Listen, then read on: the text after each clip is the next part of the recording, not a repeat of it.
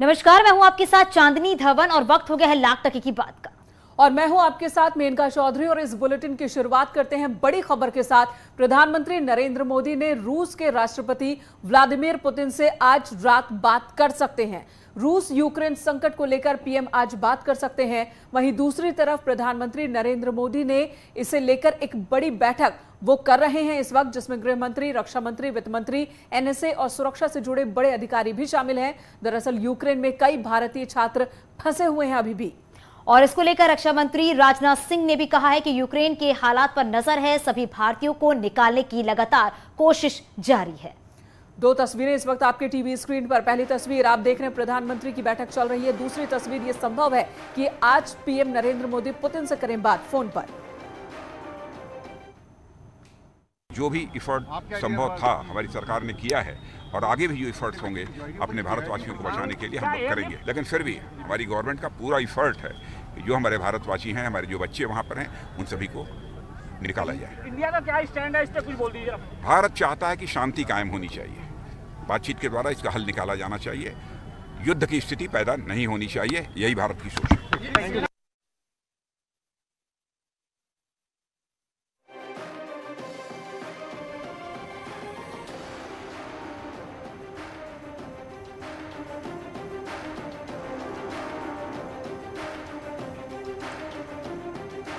और इस वक्त हमारे सहयोगी विनीत हमारे साथ जुड़ चुके हैं। शैलेंद्र वांगू भी हमारे साथ मौजूद है इस बहुत बड़े मसले पर जानकारी देने के लिए। शैलेंद्र वांगू, सबसे पहले तो आपसे ये जानना चाहेंगे कि मौजूदा परिस्थिति में भारत जो बैठक इस वक्त प्रधानमंत्री कर रहे हैं, तो किस तरह की रणनीति आगे बनाई जा सकती है? रक्षा मंत्री राजनाथ सिंह ने साफ साफ कहा कि बातचीत से हल निकले, शांति कायम रहे, भारत यही चाहता है।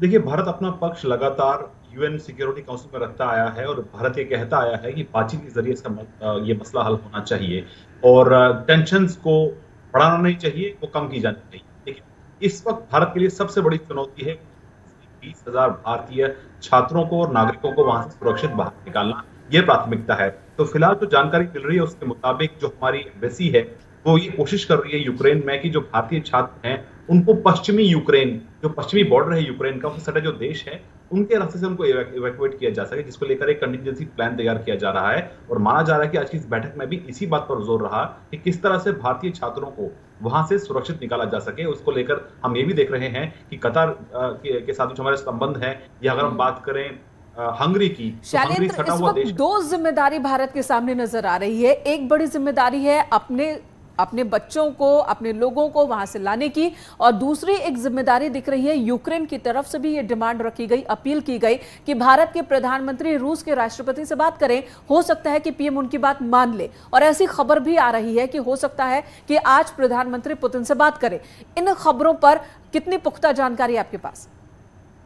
आपने बिल्कुल ठीक कहा कि आज दोपहर में जब प्रेस कॉन्फ्रेंस हुई थी यूक्रेनियन एम्बेसी में, तो यूक्रेन के राजदूत ने गुहार लगाई है प्रधानमंत्री मोदी से कि वो रूस के राष्ट्रपति से बात करें, क्योंकि रूस के राष्ट्रपति शायद ही किसी और नेता की बात सुनते हो, लेकिन प्रधानमंत्री मोदी की बात वो टाल नहीं सकते। तो ऐसे में उन्होंने गुहार लगाई है कि यूक्रेन पर जो इन्वेजन हुआ है, जो युद्ध हो रहा है, उसको रोकने के लिए प्रधानमंत्री मोदी प्रेसिडेंट पुतिन से बातचीत करें।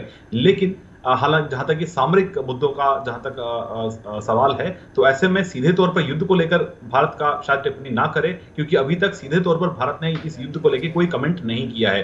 लेकिन आज की जो बिल्कुल शैलेंद्र, और यही कहा जा रहा है कि बातचीत से ही इस मसले का हल निकाला जा सकता है। विनीत भी हमारे साथ, हमारे सहयोगी बने हैं। विनीत, क्योंकि प्रधानमंत्री नरेंद्र मोदी एक बड़ी बैठक कर रहे हैं, लेकिन हालात जो नजर आ रहे हैं उसको लेकर यही कहा जा रहा है कि बातचीत से ही इस पूरे मसले का हल निकाला जा सकता है। अभी आपके पास क्या जानकारी? जी, निश्चित तौर पर मैं आपको बताना चाहूँगा कि जिस तरह से यूक्रेन की ओर से भी यह डिमांड की गई है कि प्रधानमंत्री नरेंद्र मोदी जो है वो बात करें रूस की ओर से, और साथ ही साथ अगर हम भारत और रूस के संबंध को देखें, जिस तरह से प्रधानमंत्री नरेंद्र मोदी के संबंध हैं रूस में के साथ, व्लादिमीर पुतिन के साथ संबंध है, तो निश्चित तौर पर भारत की जो भूमिका है वो काफ़ी महत्वपूर्ण हो जाती है। और कहीं ना कहीं इसी कारण जो दोनों पक्ष है, चाहे हम रूस के बारे में बात करें या यूक्रेन के बारे में बात करें, वो भारत को काफ़ी महत्वपूर्ण मानता है और प्रधानमंत्री नरेंद्र मोदी की जिम्मेदारी भी यहाँ पर काफ़ी बढ़ जाती है। और जिस तरह से उनका ग्लोबल एक्सेप्टेंस है, वो जिस तरह से हमने लगातार देखते रहे, उसमें भी उनकी भूमिका जो है वो काफ़ी महत्वपूर्ण हो जाती है। एक और महत्वपूर्ण बात जो है ये वो मैं आपको बताना चाहूँगा कि जिस तरह से यहाँ पर जो बैठक में हो रही है, उसमें निश्चित तौर पर जो छात्र हैं, जैसा कि शैलेंद्र जी ने बताया, विनीत, क्योंकि ये बैठक काफी अहम मानी जा रही है, क्योंकि जो छात्र फंसे हुए हैं उन्हें भी लगातार भारत लाने के लिए भारत सरकार कोशिश कर रही है, जिससे कि उन सभी छात्रों को भारत लाया जा सके। बहुत शुक्रिया इस पूरी जानकारी के लिए विनीत। और बात रूस और यूक्रेन के बीच युद्ध जारी है। दोनों ही सेनाओं की तरफ से ताबड़तोड़ हमले किए जा रहे हैं। उधर यूक्रेन में फंसे भारतीय मदद की गुहार लगा रहे हैं। यूपी और उत्तराखंड के कई लोग जो हैं वो फंसे हुए हैं।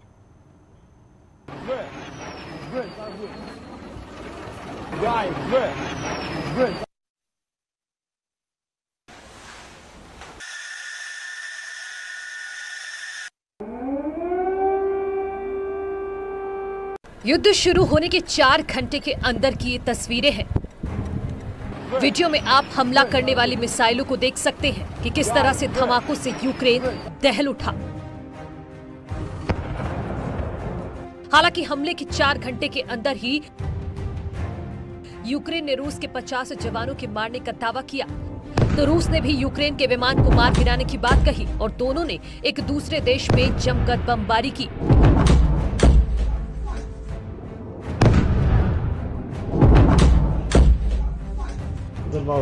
यूक्रेन का दावा है कि रूसी हमले में आम लोग मारे गए हैं, लेकिन रूस सैन्य ठिकानों पर हमले की बात कर रहा है।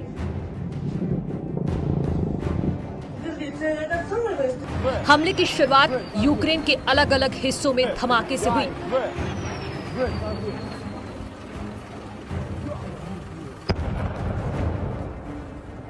फिलहाल यूक्रेन में दूसरे देशों के साथ साथ पीएम मोदी से भी मदद मांगी है। वहीं अमेरिका ने रूस को चेताया है।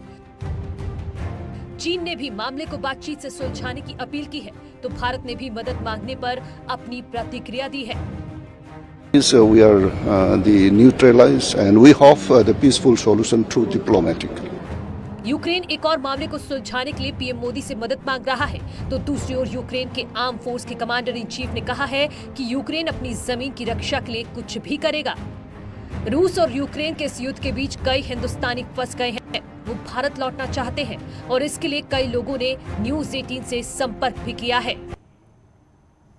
और यूक्रेन में चल रहे युद्ध टेंशन के बीच इधर उत्तराखंड की भी टेंशन बढ़ गई है, क्योंकि उत्तराखंड के कई छात्र हैं, देहरादून के भी कई स्टूडेंट्स हैं और उत्तराखंड के अलग अलग जगहों के स्टूडेंट्स हैं जो यूक्रेन में पढ़ाई कर रहे हैं।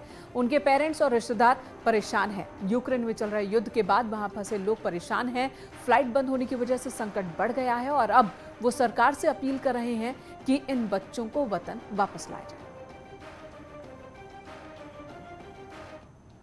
रिजर्वेशन फ्लाइट का टिकट है वापसी का, लेकिन अभी के जो आज के ताज़ा हालात हैं उसमें ये है कि हमारे बच्चे वहाँ पर फंस चुके हैं, क्योंकि फ़्लाइट वहाँ पर रद्द हो गई, मतलब बंद हो गई है, फ़्लाइट वे पूरा बंद हो चुका है।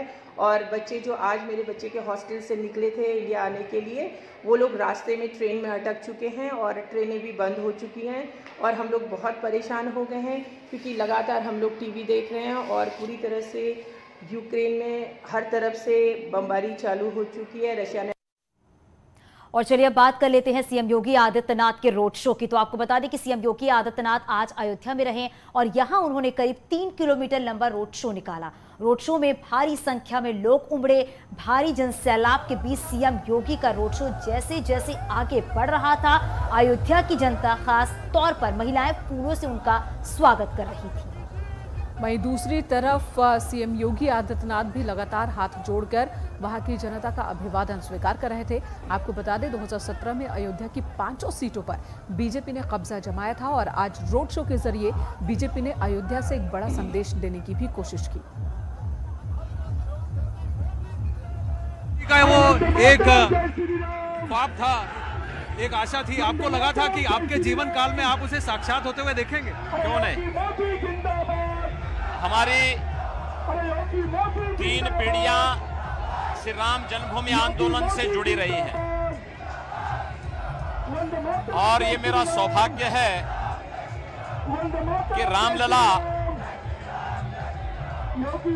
टाट से भव्य मंदिर में मेरे समय में आए हैं और प्रधानमंत्री मोदी जी के कर कमलों से श्री राम मंदिर निर्माण का कार्य प्रारंभ हो चुका है। यहाँ जय श्री राम के नारे इस तरह से गूंज रहे हैं। कल अखिलेश यादव भी यहाँ आने वाले हैं, लेकिन वो फैजाबाद आ रहे हैं, अयोध्या नगरी नहीं आ रहे। देखिए, अयोध्या और देश से जानना चाहता है कि 1990 में राम भक्तों पर जो गोलियां चली थी उसके लिए यह खानदान माफी कब मांगेगा। और मुझे लगता है जब अखिलेश यादव कल यहाँ आएंगे, मैं अखिलेश जी से इस बारे में कहूंगा कि वे अयोध्या वासियों से और देशवासियों से अयोध्या में आके माफी मांगे। मेरा अंतिम प्रश्न है महाराज कि दिसंबर 2023 में राम मंदिर बनेगा, तब क्या आप रहेंगे मुख्यमंत्री बनकर इतिहास रचेंगे? देखिए, कोई राम भक्त ही मुख्यमंत्री रहेगा। तो जोरदार प्रचार चल रहा है। इधर अमित शाह का दिखाते हैं, उन्होंने आज कहां पर जनसभा की है। केंद्रीय गृह मंत्री अमित शाह आज बहराइच और बस्ती में रहे। यहां पर उन्होंने विपक्ष पर जमकर हमला बोला। कांग्रेस, बीएसपी और एसपी पर निशाना साधते हुए शाह ने कहा कि पिछली सरकारों में हर तरफ अराजकता थी। योगी सरकार ने कानून व्यवस्था को बदला है। अब यूपी में बाहुबली नहीं, बजरंग बली दिखते हैं। हमने 42 लाख गरीबों को आवास देकर उनके सर पर छत डालने का काम देश के प्रधानमंत्री नरेंद्र मोदी जी ने किया। उन्होंने अपने परिवार के 45 लोगों को अलग अलग पद पर बिठाया था। हमने 2 करोड़ 61 लाख घरों में शौचालय पहुंचाकर बहनों को सम्मानित करने का काम ये भारतीय जनता पार्टी की सरकार ने। तो वही बात केंद्रीय कानून मंत्री किरण रिजिजू ने अखिलेश के जुड़े एक वीडियो ट्वीट किए हैं और उन्होंने कैप्शन में लिखा है, ट्वीट इन, मैं जानता था कि अखिलेश यादव दलितों की भावनाओं के प्रति कभी गंभीर नहीं रहे, लेकिन भगवान बुद्ध का ये खुला अपमान भारत के लोकाचार के साथ साथ खुद का भी अपमान है। दरअसल ये वीडियो कौशाम्बी का है और इसके लिए बीजेपी अखिलेश पर लगातार हमलावर है। बीजेपी का आरोप है कि अखिलेश ने भगवान बुद्ध की प्रतिमा स्वीकार नहीं की और इसी मामले को लेकर कल पीएम मोदी ने कौशाम्बी की जनसभा में भी अखिलेश यादव पर जमकर निशाना साधा।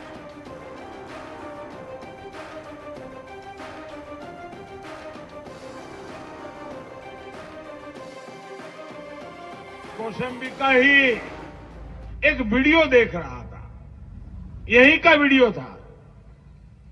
ये गौर परिवारवादी किस तरह दलितों का अपमान करते हैं, ये उस वीडियो में साफ दिखाई देता है।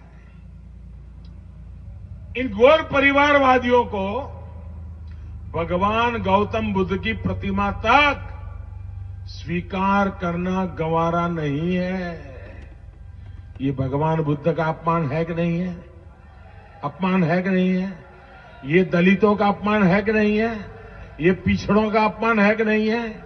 ये गरीबों का अपमान है कि नहीं है?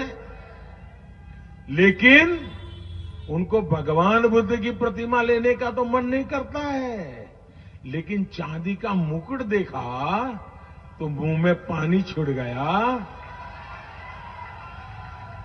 और चांदी का मुकुट तो लपक लिया।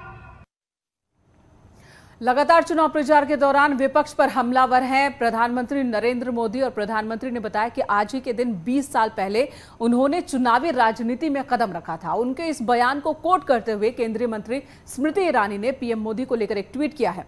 स्मृति ईरानी ने लिखा कि जनता की सेवा के लिए विधायक के रूप में 20 वर्ष पूर्व पहली बार चुने जाने को लेकर अब तक पीएम मोदी जनसेवा और संकल्प शक्ति की मिसाल पेश कर रहे हैं। इस ऐतिहासिक उपलब्धि के लिए उन्हें हार्दिक बधाई। अमेठी की पावन धरा पर साझा किया गया ये वृतांत जनसेवा के लिए प्रेरणादायी है। आज से 20 साल पहले 24 फरवरी की ही वो तारीख थी जब मैं पहली बार विधायक बना था। पहली बार जीवन में अचानक चुनाव के मैदान में आना पड़ा था और राजकोट के लोगों ने मुझे आशीर्वाद दिए और सेवा का ये सिलसिला शुरू हुआ। मैंने जीवन में कभी सोचा नहीं था कि कभी मैं चुनावी दंगल में जाऊंगा, चुनावी राजनीति में जाऊंगा।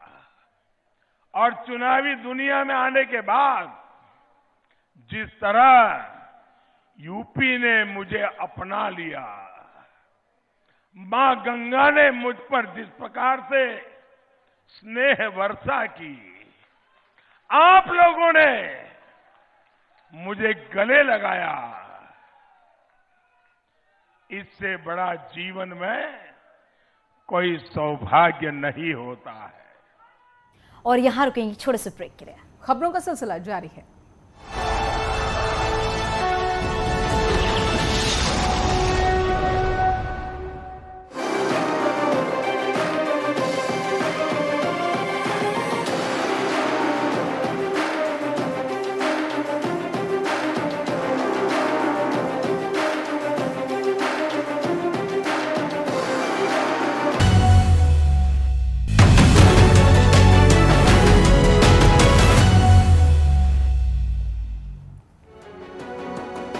उत्तर प्रदेश में चौथे चरण में 61% से ज्यादा मतदान, 624 उम्मीदवारों की किस्मत ईवीएम में हुई कैद, 59 सीटों पर हुआ था मतदान।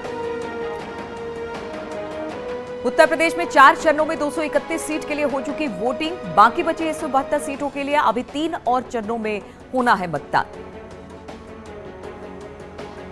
उत्तर प्रदेश में 5वें दौर का चुनाव प्रचार तेज, 27 फरवरी को 10 जिलों की 60 विधानसभा सीटों पर होगा मतदान। उत्तर प्रदेश में प्रधानमंत्री मोदी का ताबड़तोड़ रैलियां जारी, आज अमेठी और प्रयागराज में जनसभा को करेंगे संबोधित। प्रधानमंत्री मोदी की जनसभा में डिप्टी सीएम केशव प्रसाद मौर्य, केंद्रीय मंत्री अनुप्रिया पटेल और बीजेपी के राष्ट्रीय महामंत्री कैलाश विजयवर्गीय भी मौजूद होंगे। गृह मंत्री अमित शाह का आज 2 जिलों का दौरा, बहराइच और बस्ती में बीजेपी के लिए प्रचार करेंगे अमित शाह। सीएम योगी का तूफानी प्रचार, आज बाराबंकी, श्रावस्ती, बहराइच और अयोध्या में सीएम योगी की रैली, अयोध्या में करेंगे रोड शो।